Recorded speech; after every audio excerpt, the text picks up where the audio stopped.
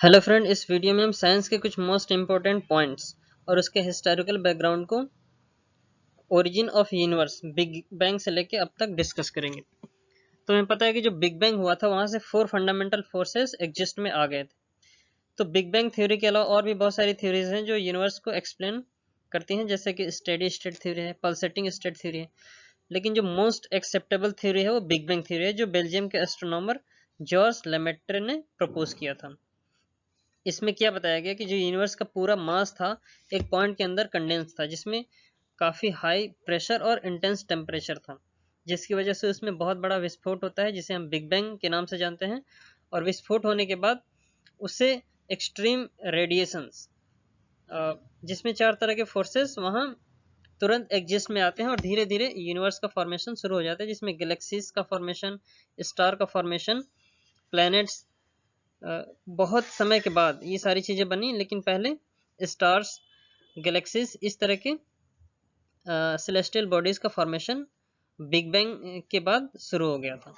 तो उस समय 4 तरह के फोर्सेस थे जो एग्जिस्टेंस में थे, जिसकी वजह से ये फॉर्मेशन हो रहा था। तो सबसे पहले इलेक्ट्रोमैग्नेटिक की फोर्स की बात करते हैं कि यूनिवर्स के बनने के इनिशियल स्टेज में ही वहाँ पे इलेक्ट्रोमैग्नेटिक फोर्स था, फिर gravitational force, strong nuclear force और वीक न्यूक्लियर फोर्स। तो सबसे पहले इलेक्ट्रोमैग्नेटिक फोर्स की बात करते हैं। तो ये इलेक्ट्रिक और मैग्नेटिक फील्ड की वजह से इलेक्ट्रिक चार्ज और मैग्नेटिक फील्ड की वजह से जनरेट होता है। तो जेम्स क्लर्क मैक्सवेल ने अपनी इलेक्ट्रोमैग्नेटिक थ्योरी में इलेक्ट्रोमैग्नेटिक फोर्स के बारे में बताया है, और माइकल फैराडे ने इलेक्ट्रोमैग्नेटिक इंडक्शन में कैसे ये फोर्स इंड्यूस किया जा सकता है उसके बारे में बताया है। तो electric magnetic force basically electric और मैग्नेटिक फील्ड की वजह से जनरेट होता है। दूसरा क्या है, ग्रेविटेशनल फोर्स है, जो दो मैसी ऑब्जेक्ट के बीच में यूनिवर्स के किसी भी दो मैसी ऑब्जेक्ट के बीच में काम करता है। ऐसा ऑब्जेक्ट जिसमें कुछ मास होगा उसके बीच फोर्स काम करता है, जो दोनों ऑब्जेक्ट के मासेस के प्रोडक्ट के डायरेक्ट प्रोपोर्शन में होता है और उसके डिस्टेंस के स्क्वायर के इनवर्स प्रोपोर्शन में होता है। मतलब F equal to G M m1 m2 by R square, जहाँ पे g एक कांस्टेंट है जिसे यूनिवर्सल ग्रेविटेशनल कांस्टेंट कहते हैं। और इसी को हम इनवर्स स्क्वायर लॉ भी कहते हैं, जो आइजैक न्यूटन ने अपने लॉ ऑफ यूनिवर्सल ग्रेविटेशन में प्रपोज किया था। फिर उसके बाद स्ट्रॉन्ग न्यूक्लियर फोर्स होता है, जो दो प्रोटॉन्स न्यूक्लियस के अंदर जो बेसिकली फोर्स काम करता है न्यूक्लियॉन्स के बीच में। न्यूक्लियस के अंदर न्यूक्लियॉन्स होते हैं, न्यूक्लियॉन्स मतलब प्रोटॉन्स और न्यूट्रॉन्स। तो दो प्रोटॉन्स के बीच में फोर्स काम करेगा, या दो न्यूट्रॉन्स या एक प्रोटॉन और दूसरे न्यूट्रॉन के बीच में जो फोर्स काम करता है वो हमारा स्ट्रॉन्ग न्यूक्लियर फोर्स होता है। तो एच युकावा ये न्यूक्लियर फोर्सेस के ओरिजिन के बारे में बताया था, एच युकावा ने। ठीक है, फिर उसके बाद वीक न्यूक्लियर फोर्स है, जो इलेक्ट्रॉन और प्रोटॉन के बीच में कार्य करता है। मतलब एटॉमिक न्यूक्लियस के अंदर प्रोटॉन और न्यूट्रॉन न्यूक्लियस के अंदर होते हैं और इलेक्ट्रॉन उस न्यूक्लियस को ऑर्बिट कर रहा होता है। तो इलेक्ट्रॉन और प्रोटॉन के बीच में जो फोर्स काम करता है वो इलेक्ट्रोस्टैटिक फोर्स होता है, जिसे हम वीक न्यूक्लियर फोर्स भी कहते हैं। ठीक है, काफ़ी आसानी से टूट जाता है, जैसे कि हैवी एटम्स यूरेनियम में ये फोर्स बहुत वीक होता है, इसीलिए वहाँ से रेडिएशंस, उनका एटम जो होता है वो डिस्ट्रॉय हो रहा होता है, डिके हो रहा होता है, डिके होने के साथ साथ कुछ रेडिएशंस भी बाहर आते हैं। तो वहाँ पे जैसे प्रोटॉन्स इलेक्ट्रॉन्स के बीच में जो फोर्स काम करता है वो वीक पड़ जाता है, क्योंकि नंबर ऑफ सेल्स काफ़ी दूर हो जाते हैं न्यूक्लियस से, तो वहाँ पे ये फोर्स वीक हो जाता है। तो उसे हम वीक न्यूक्लियर फोर्स कहते हैं, और ये ज़्यादा इफेक्टिव होता है यूरेनियम, जो heavy radioactive metals, radioactive atoms होते हैं। ठीक है, रेडियोक्टिव मटेरियल्स या मेटल्स, उससे उसमें ये फोर्स देखने को मिलता है, जैसे यूरेनियम हो गया, थोरियम हो गया। तो ये रेडियो एक्टिव एलिमेंट्स हैं जिसमें ये फोर्स इफेक्टिव होता है, और हेनरी बेक्यूरेल और मैडम क्यूरी ने इस फोर्स को पता किया था। History and important facts of science. तो सबसे पहले जनरल साइंस की बात करते हैं। तो एरिस्टोटल को जनरल साइंस का फादर कहा जाता है, जो 2500 साल पहले जो साइंस थी, कोई फिजिक्स और केमिस्ट्री की ब्रांचेस नहीं थी उस समय, सिंपली एक नेचुरल साइंस हुआ करता था, और उसकी जो एक ब्रांच डेवलप की एरिस्टोटल ने वो बायोलॉजी था। बायोलॉजी नेचुरल साइंस की एक ऐसी ब्रांच थी जिसमें उन्होंने बताया कि वो लिविंग ऑर्गेनिज्म जो मूवेबल हो सकते हैं, हेट्रोट्रॉपिक होते हैं, ठीक है, उसको उन्होंने एनिमल की कैटेगरी में रख दिया, और ऐसे लिविंग ऑर्गेनिज्म जो चल फिर नहीं सकते, इनमूवेबल होते हैं और ऑटोट्रोपिक होते हैं, खुद से भोजन बना सकते हैं, उसको उन्होंने प्लांट्स की कैटेगरी में। तो प्लांट किंगडम और एनिमल किंगडम की जो शुरुआत थी वो एरिस्टोटल ने कर दी थी नेचुरल साइंस के बाद। फिर उन्होंने जूलॉजी, जो एनिमल के लिए अलग से एक ब्रांच बनाई गई जिसमें केवल एनिमल के बारे में स्टडी होगी, तो उसे हम जूलॉजी के नाम से जानते हैं। फिर उसके बाद पॉलिटिकल साइंस, पॉलिटिकल साइंस के जो फादर हैं वो भी एरिस्टोटल हैं, ठीक है। तो पॉलिटिकल साइंस को भी इन्होंने डेवलप किया है। फिर उसके बाद आर्किमिडीज की बात करते हैं, तो 287 और 212 बीसी, साइरकस सिलिसिल इटली। तो एस्ट्रोनॉमी के फादर और मैथमेटिक्स के फादर, और फ्लूइड मैकेनिक्स में भी इन्होंने अपना आर्किमिडीज प्रिंसिपल दिया है। तो आर्किमिडीज को हम बेसिकली मैथमेटिक्स के फादर कहते हैं, जो अपने ज़माने के बहुत बड़े एस्ट्रोनॉमर थे और मैथमेटिशियन थे। फिर इंडिया में मैथमेटिक्स के फादर आर्यभट्ट को कहा जाता है, जिसमें जो 476 से 550 बीसी के टाइम पीरियड में उन्होंने एक बुक लिखी थी 499 बीसी में, जो सूर्य सिद्धांता के नाम से प्रस्तुत हुई थी, पब्लिश हुई थी। उसमें उन्होंने एस्ट्रोनॉमी से रिलेटेड बहुत सारे इंपॉर्टेंट फैक्ट दिया था, जैसे कि सोलर इक्लिप्स, लूनर इक्लिप्स, और भी बहुत सारी थ्योरीज उन्होंने एस्ट्रोनॉमी से रिलेटेड प्रपोज की थी। इसीलिए इंडियन मैथमेटिक्स के जो फादर हैं वो आर्यभट्ट, जो कि अपने ज़माने के बहुत बड़े मैथमेटिशियन और एस्ट्रोनॉमर थे। फिर उसके बाद एरेटोस्थनीज का नाम आता है, जो 276 से लेकर 195 बीसी, साइरिन अलेक्जेंड्रिया में इनका जन्म होता है, और एंशिएंट ग्रीक स्कॉलर थे, मैथमेटिशियन थे, जियोग्राफर थे, पोएट थे, और म्यूजिक थ्योरिस्ट और एस्ट्रोनॉमर थे। तो अगर हम जियोग्राफी के फादर की बात करें तो एरेटोस्थनीज को जियोग्राफी का फादर कहा जाता है, जो अपने ज़माने के great mathematician, great geographer, poet में इनका नाम आता है। फिर उसके बाद क्लॉडियस टॉलमी की बात करें तो 85 से लेकर 165 बीसी, अलेक्जेंड्रिया इजिप्ट के थे ये। इन्होंने अर्थ सेंटर मॉडल प्रस्तुत किया था यूनिवर्स का, जिसे हम जियोसेंट्रिक मॉडल ऑफ यूनिवर्स भी कहते हैं, जिसमें इन्होंने ये बताया था कि पूरे यूनिवर्स के सेंटर में हमारी अर्थ है, और जितने भी प्लैनेट्स और सन्स हैं वो सब, और सेलेस्टियल बॉडीज हैं वो सब अर्थ को ऑर्बिट करती हैं, जिसमें पूरे यूनिवर्स के सेंटर में अर्थ को बताया गया था, जिसे हम जियोसेंट्रिक मॉडल ऑफ यूनिवर्स के नाम से जानते हैं, जिसको सबसे पहले क्लॉडियस टॉलमी ने प्रपोज किया था। फिर उसके बाद निकोलस कोपरनिकस आए थे 1473 से 1543 एडी में। इन्होंने पूरे यूनिवर्स का एक मॉडल प्रस्तुत किया, जिसमें इन्होंने सन को यूनिवर्स का सेंटर बताया, जिसे हम हेलियोसेंट्रिक मॉडल ऑफ यूनिवर्स कहते हैं, जिसमें सन हमारे पूरे यूनिवर्स के सेंटर में है, और जितने भी प्लैनेट्स हैं और जितने भी स्टार्स हैं वो सन को ऑर्बिट करते हैं। ऐसा हेलियोसेंट्रिक मॉडल में निकोलस कोपरनिकस ने अपने थ्योरीज में बताया था। फिर उसके बाद history of science and astronomy की बात करें तो उसमें दो चीजें आती हैं। सबसे पहले जियोसेंट्रिक मॉडल ऑफ यूनिवर्स आता है, और दूसरा हेलियोसेंट्रिक मॉडल ऑफ यूनिवर्स आता है। तो जियोसेंट्रिज्म में के समय बहुत सारे ऐसे स्कॉलर्स थे जो जियोसेंट्रिक मॉडल को सपोर्ट करते थे, जैसे आर्किमिडीज हो गए, एरेटोस्थनीज, क्लॉडियस टॉलमी और प्लेटो, और उसके स्टूडेंट एरिस्टोटल। तो ये जितने भी साइंटिस्ट हैं वो जियोसेंट्रिक मॉडल को सपोर्ट करते हैं। फिर उसके बाद हेलियोसेंट्रिक मॉडल आता है, जिसमें सबसे पहले सन को यूनिवर्स का सेंटर बताया जाता है। फिर सोलर सिस्टम, जॉन केपलर ने प्रूव किया कि जो सन है वो पूरे यूनिवर्स का सेंटर नहीं है, बल्कि केवल एक सोलर सिस्टम का ही सेंटर है। तो सबसे पहले इसमें निकोलस कोपरनिकस ने बताया था, और इन्होंने हेलियोसेंट्रिक मॉडल को प्रस्तुत किया 1473 से 1543 एडी में।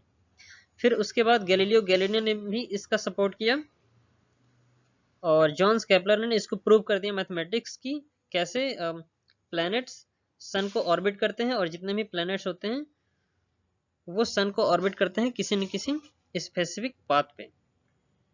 तो इन्होंने 3 नियम दिया था, ठीक है। एक टाइम से रिलेटेड, जिसे हम T square equal to time period का लॉ कहते हैं, T square equal to semi major axis का जो क्यूब होता है वो एक दूसरे के डायरेक्ट प्रोपोर्शन में होते हैं। एरियल वेलोसिटी का लॉ दिया था, तो ये अपने प्लैनेटरी मोशन में इन्होंने एक्सप्लेन किया। फिर उसके बाद क्रिश्चियन हाइगेंस, स्टीफन हॉकिंग और अल्बर्ट आइंस्टाइन, ये सब हेलियोसेंट्रिक मॉडल के सपोर्टर हैं। लेकिन बाद में हेलियोसेंट्रिक मॉडल में जो सन है वो यूनिवर्स का सेंटर ना होके फिर सोलर सिस्टम का सेंटर हो जाता है। Concept of modern physics. तो हमें पता है कि जो क्लासिकल मैकेनिक्स है, जिसे हम न्यूटोनियन मैकेनिक्स भी कहते हैं, जिसको आइजैक न्यूटन ने मैक्रोस्कोपिक वर्ल्ड में जितने भी फिनोमेना होते हैं उसको एक्सप्लेन करने के लिए प्रपोज किया था क्लासिकल मैकेनिक्स, जिसे हम फादर ऑफ क्लासिकल फिजिक्स के भी नाम से जानते हैं, आइजैक न्यूटन को। जिसमें इन्होंने laws of motion and equation of motion को बताया था, concept of inertia and gravity को भी दिया था। फिर उसके बाद theory of universal gravitation and great contribution in optics. तो ये आइजैक न्यूटन के क्लासिकल मैकेनिक्स में हमें मिलता है। फिर उसके बाद रिलेटिविस्टिक मैकेनिक्स की बात करते हैं, तो ये मैक्रोस्कोपिक वर्ल्ड को एक्सप्लेन करने के लिए भी है, लेकिन जहाँ पे क्लासिकल मैकेनिक्स जो न्यूटोनियन मैकेनिक्स है वो मैक्रोस्कोपिक वर्ल्ड जो सेलेस्टियल बॉडीज हैं उनके नेचर को एक्सप्लेन करने में फेल हो जाती है। तो वहाँ से रिलेटिविस्टिक मैकेनिक्स की शुरुआत होती है, जो अल्बर्ट आइंस्टीन के द्वारा प्रपोज किया गया था। तो अगर हम फादर ऑफ मॉडर्न फिजिक्स की बात करें तो वो अल्बर्ट आइंस्टीन को जाता है। फोटो इलेक्ट्रिक इफेक्ट दिया था 1905 में।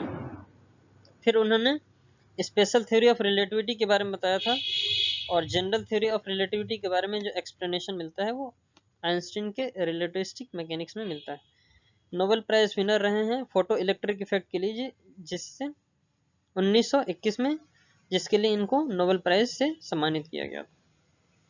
तो स्पेशल थ्योरी ऑफ रिलेटिविटी में हमें पता है कि जो ऑब्जेक्ट होते हैं वो अपना बिहेवियर क्लासिकल वर्ड से थोड़ा डिफरेंट करते हैं, जैसे कि मास वेरिएशन, टाइम डायलेशन हो गया, लेंथ कॉन्ट्रैक्शन। तो ये सारी चीज़ें हमारे थ्योरी ऑफ रिलेटिविटी की स्पेशल थ्योरी ऑफ रिलेटिविटी में आती हैं। और जनरल थ्योरी ऑफ रिलेटिविटी में जो सेलेस्टियल बॉडीज होती हैं, जैसे कि ब्लैक होल हो गया, और ऐसे सेलेस्टियल बॉडीज जहाँ पे न्यूटोनियन मैकेनिक्स फेल हो जाती है, उसको एक्सप्लेन करने के लिए, जैसे कि space time, curvature of space time हो गया, इस तरह के कंसेप्ट को एक्सप्लेन करने के लिए जनरल थ्योरी ऑफ रिलेटिविटी दिया गया। Concept of quantum and wave mechanics. तो सबसे पहले क्वांटम मैकेनिक्स की बात करते हैं, जो माइक्रोस्कोपिक वर्ल्ड के पार्टिकल जैसे कि प्रोटॉन, न्यूट्रॉन और इलेक्ट्रॉन्स, उसके अलावा फोटॉन्स, इस तरीके के जो माइक्रो पार्टिकल्स होते हैं, अति सूक्ष्म पार्टिकल्स, उसको एक्सप्लेन करने के लिए मैक्स प्लैंक ने अपने क्वांटम सिद्धांत में ये बताया कि जो लाइट होता है वो अति सूक्ष्म पार्टिकल से मिलकर बना होता है, जिसे हम फोटॉन्स या क्वांटा कहते हैं, जिसकी एनर्जी फिक्स होती है, जो कि E equal to H nu के द्वारा दिया जाता है, जहाँ पे E फोटॉन्स की एनर्जी होती है, H प्लैंक कांस्टेंट और न्यू फ्रीक्वेंसी ऑफ लाइट होता है। इसीलिए हम मैक्स प्लैंक को फादर ऑफ क्वांटम फिजिक्स के नाम से भी जानते हैं। तो ये जो पार्टिकल नेचर होता है लाइट, उसको एक्सप्लेन करने के लिए हमारे पास क्वांटम मैकेनिक्स है, और उसके अलावा जैसे माइक्रोस्कोपिक पार्टिकल, इलेक्ट्रॉन, प्रोटॉन, उसके बिहेवियर को एक्सप्लेन करने के लिए भी हम क्वांटम मैकेनिक्स का यूज करते हैं। तो इसका सबसे best example photo electric effect और कॉम्पटन इफेक्ट होता है। फोटो इलेक्ट्रिक इफेक्ट में क्या होता है कि जो लाइट एनर्जी होती है, फोटो का मतलब लाइट होता है, तो उसको इलेक्ट्रिसिटी में कन्वर्ट करते हैं। ठीक है, एक ऐसा इलेक्ट्रिकल फिनोमेना जिसमें फोटॉन्स अपनी एनर्जी इलेक्ट्रॉन्स को ट्रांसफर करते हैं, जो फोटो सेंसिटिव मटेरियल के अंदर होते हैं। तो वहां से इलेक्ट्रिक एनर्जी गेन करने के बाद, फोटो एनर्जी गेन करने के बाद वो अपने वैलेंस सेल में मूवमेंट करते हैं। ठीक है, तो मूवमेंट करने से एक पोटेंशियल डिफरेंस मेंटेन कर दिया जाता है, वहां से इलेक्ट्रिसिटी का मूवमेंट हो जाता है किसी भी कंडक्टर वायर में। तो इस घटना को हम फोटो इलेक्ट्रिक इफेक्ट कहते हैं। जो सोलर पैनल के द्वारा जो इलेक्ट्रिसिटी बनाई जाती है, वो अल्बर्ट आइंस्टीन ने अपने फोटो इलेक्ट्रिक इफेक्ट में बताया था, जिसे 1905 में photo electric effect Albert Einstein ने बताया था, और फिर उसके बाद उन्होंने 1921 में इसके लिए नोबेल प्राइज से सम्मानित किया जाता है। तो फोटो इलेक्ट्रिक इफेक्ट ऐसी ऑप्टिकल फिनोमेना है जिसमें लाइट को एक पार्टिकल माना गया, उसके पार्टिकल नेचर को मानते हुए इसको एक्सप्लेन किया गया। फिर इसी तरीके से कॉम्पटन इफेक्ट भी होता है, जिसमें पार्टिकल्स के बीच में स्कैटरिंग फिनोमेना के द्वारा इसको एक्सप्लेन किया जाता है, क्वांटम इफेक्ट को, जो कि एक पार्टिकल नेचर को ही बताता है। फिर उसका वेव मैकेनिक्स है, जिसको माइक्रोस्कोपिक वर्ल्ड को एक्सप्लेन करने के लिए और लाइट की जो वेव प्रॉपर्टी है उसको एक्सप्लेन करने के लिए वेव मैकेनिक्स का यूज करते हैं, जिसमें क्रिश्चियन हाइगेंस को father of optics physics, father of optics के नाम से जाना जाता है, जिसमें इन्होंने बहुत सारी थ्योरी से ये प्रूव किया था कि कैसे लाइट एक वेव नेचर शो करता है। जैसे रिफ्लेक्शन और रिफ्रैक्शन फिनोमेना का इन्होंने प्रैक्टिकली प्रूव किया है कि लाइट एक वेव नेचर, क्रिश्चियन हाइगेंस ने। तो अब देखिए फोटो इलेक्ट्रिक इफेक्ट 1905 में दिया, ये तो पार्टिकल नेचर का हो गया। फिर उसके बाद वेव नेचर ऑफ लाइट में वेव माना गया, जिसमें रिफ्लेक्शन हो गया, रिफ्रैक्शन हो गया, डिस्पर्शन, इंटरफेरेंस, पोलराइजेशन और स्कैटरिंग। स्कैटरिंग तो बेसिकली पार्टिकल नेचर को शो करता है। इसके अलावा जितने भी फिनोमिना है, reflection, refraction, dispersion, interference, polarisation, ये लाइट के वेव होने को सपोर्ट करता है। और यहाँ से ये प्रूव होता है कि लाइट एक वेव। फिर अब क्लासिकल फिजिक्स की बात करते हैं, जो 250 BC एरिस्टोटल ने जब नेचुरल साइंस शुरू किया था, वहां से लेके प्रेजेंट तक का जो टोटल मोस्ट इम्पोर्टेंट थ्योरीज हैं और किसने प्रपोज किया है उसके बारे में डिस्कस करेंगे। तो फिजिक्स जो है वो ग्रीक वर्ड से मिलके बना होता है, फ्यूसिस से मिलके बना हुआ है, जिसका मतलब नेचर से होता है। तो branch of science which deals with the study of nature and natural phenomena. Nature में जितने भी फिनोमिना हो रहे हैं उसको एक्सप्लेन करने के लिए, जो माइक्रोस्कोपिक या मैक्रोस्कोपिक वर्ल्ड में जितने भी नेचुरल फिनोमिना हो रहे हैं उसको एक्सप्लेन करने के लिए हमारे पास क्लासिकल मैकेनिक्स होती है। Basically classical physics macroscopic world को एक्सप्लेन करती है। तो सबसे पहले गैलीलियो गैलीली ने लॉ ऑफ इनर्शिया दिया था, जिसे हम father of astronomy and concept of inertial property of an object. तो ये इनर्शिया के कॉन्सेप्ट और फादर ऑफ एस्ट्रोनॉमी के नाम से जानते हैं हम गैलीलियो गैलीली। फिर उसके बाद आइजैक न्यूटन को हम फादर ऑफ क्लासिकल फिजिक्स के नाम से जानते हैं, जिसमें इन्होंने universal law of gravitation, great contribution optics. तो ऑप्टिक्स में इन्होंने काफी ग्रेट कंट्रीब्यूशन दिया है, लाइट से रिलेटेड बहुत सारी प्रॉपर्टीज को एक्सप्लेन किया है। फिर उसके बाद Albert Einstein, father of modern physics. फिर उसके बाद Stephen Hawking, father of modern periodic table. अच्छा, पीरियोडिक टेबल तो मेंडलीफ ने दिया था, यहाँ गलती से हो गया। ये बेसिकली स्पेस साइंटिस्ट थे स्टीफन हॉकिंग, इन्होंने स्पेस और ब्लैक होल के बारे में एक्सप्लेनेशन दिया है। फिर Alain Aspect, John F Clauser and Anton Zeilinger, अभी हाल ही में इन्होंने क्वांटम इंटेंगलमेंट ऑफ फोटॉन्स, इसके बारे में कॉन्सेप्ट और थ्योरीज प्रपोज की।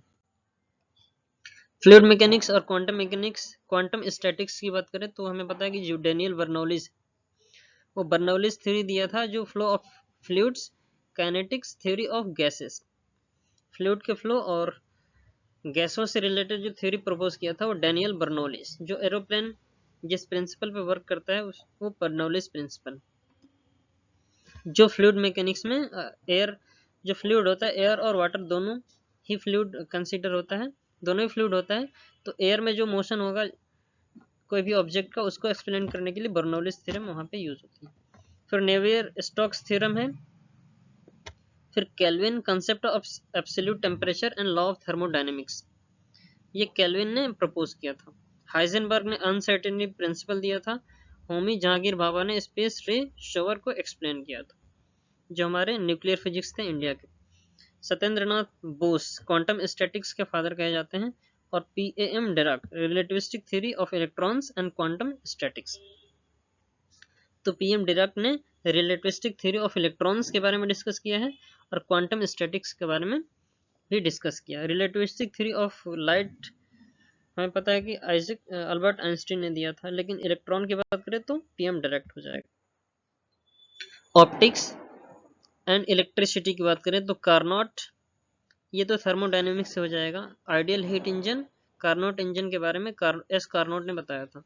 क्रिश्चियन हाइगेंस ने वेव थ्योरी ऑफ लाइट को एक्सप्लेन किया था। थॉमस यंग ने इंटरफेरेंस ऑफ लाइट के बारे में बताया था। फ्रेस्नेल ने डिफ्रैक्शन ऑफ लाइट को एक्सप्लेन किया था। और फैराडे ने लॉ ऑफ इलेक्ट्रोमैग्नेटिक इंडक्शन के बारे में बताया। जेम्स क्लर्क मैक्सवेल ने इलेक्ट्रोमैग्नेटिक थ्योरी ऑफ लाइट के बारे में अपनी थ्योरी प्रपोज की। एम्पियर ने इलेक्ट्रिकल करंट और मैग्नेटिज्म के बारे में एक्सप्लेनेशन दिया।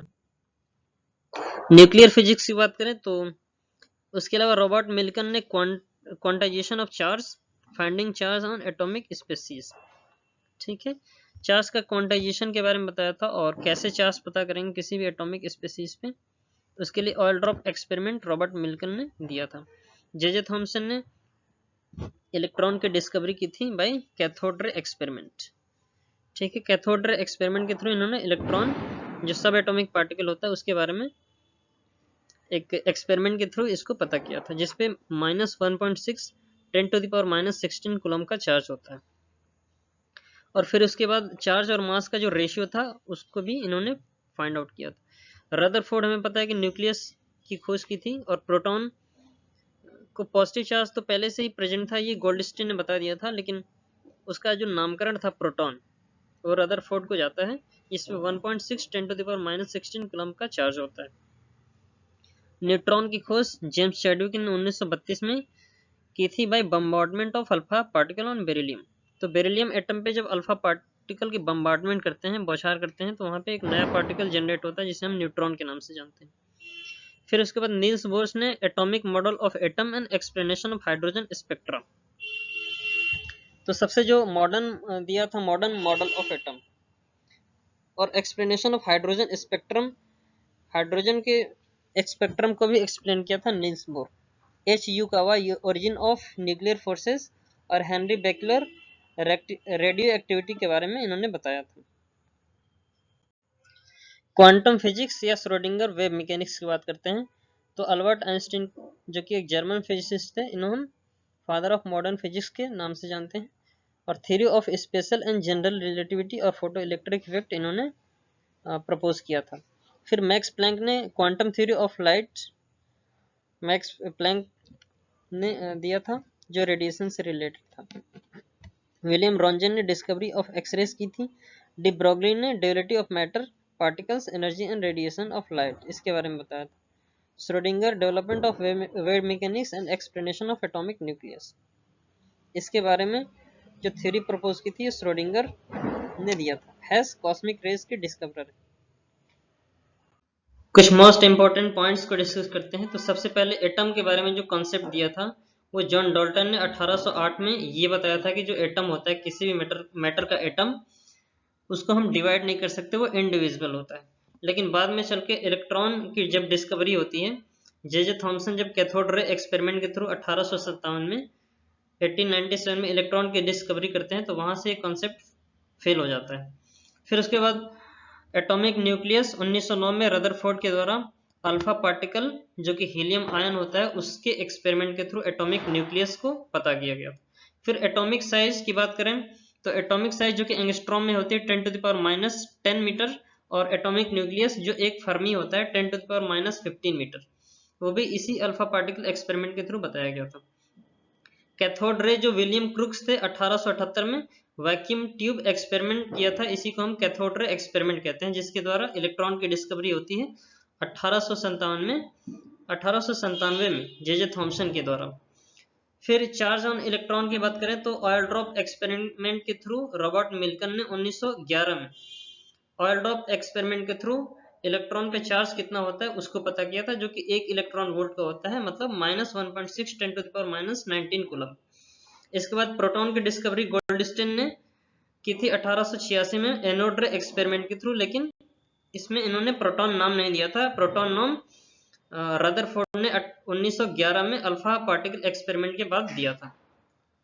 फिर न्यूट्रॉन की डिस्कवरी की बात करते हैं तो जेम्स चैडविक ने 1932 में अल्फा पार्टिकल बम्बार्डमेंट किया था बेरिलियम पे। वहां से एक नया पार्टिकल प्रोड्यूस हुआ था जिसे न्यूट्रॉन कहा गया, जो किसी मैग्नेटिक और इलेक्ट्रिक फील्ड के इन्फ्लुएंस में डिफ्लेक्ट नहीं होता।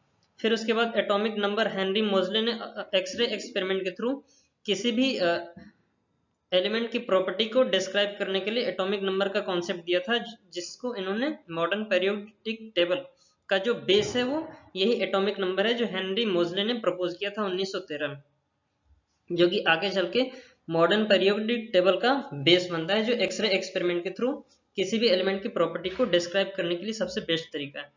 फिर मॉडर्न पीरियोडिक टेबल हेनरी मोजले ने 1913 में एक्सरे एक्सपेरिमेंट के एनालिसिस के बाद प्रपोज किया था। पीएच स्केल की बात करें हेनरी सोरेनसन ने 1909 में दिया था। फिर एसिड बेस कॉन्सेप्ट आर्हेनियस ने 1881 में प्रपोज किया था। Atomic model and concept of shells का जो बात करें वो modern concept of atomic nucleus Niels Bohr ने 1913 में दिया था। तो सबसे मॉडर्न कॉन्सेप्ट जो था वो 1913 में एटॉमिक मॉडल, जो रदरफोर्ड मॉडल का एक्सटेंडेड एटॉमिक मॉडल था। फिर उसके बाद final quantum mechanical model Schrodinger wave mechanics के द्वारा डिटेल स्टडी करने के बाद एटम का क्वांटम मैकेनिकल मॉडल प्रस्तुत किया जाता है, जो श्रोडिंगर ने अपने वेव इक्वेशन के थ्रू उसको काफी अच्छे से एक्सप्लेन किया. So this is all about in this video. Thanks for watching. Thank you so much.